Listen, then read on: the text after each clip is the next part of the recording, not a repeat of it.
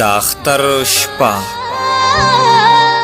د آخري روژې ماښام لا نه و، په کټ کې ناستو مخه غوندې وم.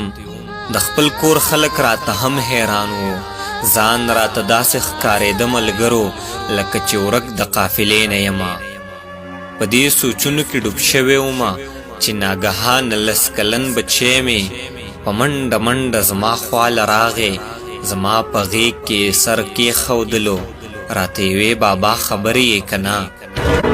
ما ته ملګرو یو خبره وکړه، راته یې وې سبا اختر دی که نه؟ یو ویل ما له پلار جامې اغوستي، بل ویل ما له پلار سپلی اغوستي، ما ته یې وې تا لیسه اغوستي.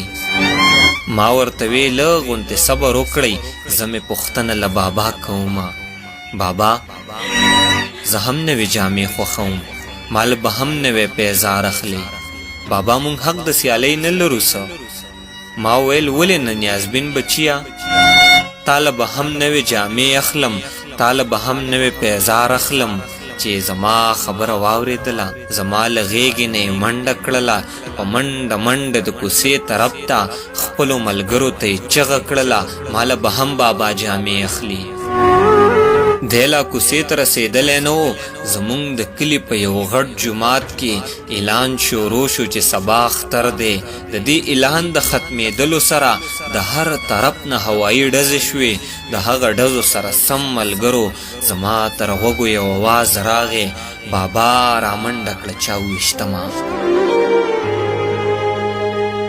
د هغه ډزو سره سم ملګرو زما تر غوږو یو اواز راغی، بابا رامنډه کړه 24مه.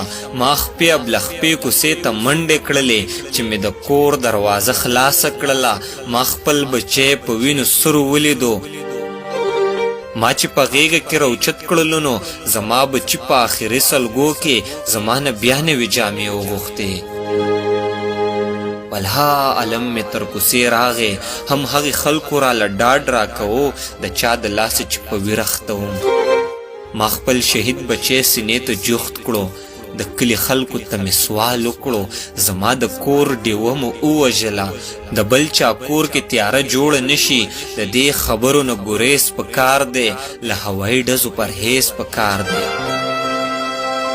هره لحظه مې په غوغا تېره کړه، د اختر شپه مې په ژړا تېره کړه، د اختر شپه مې په ژړا تېره کړه، د اختر شپه مې په ژړا تېره کړه.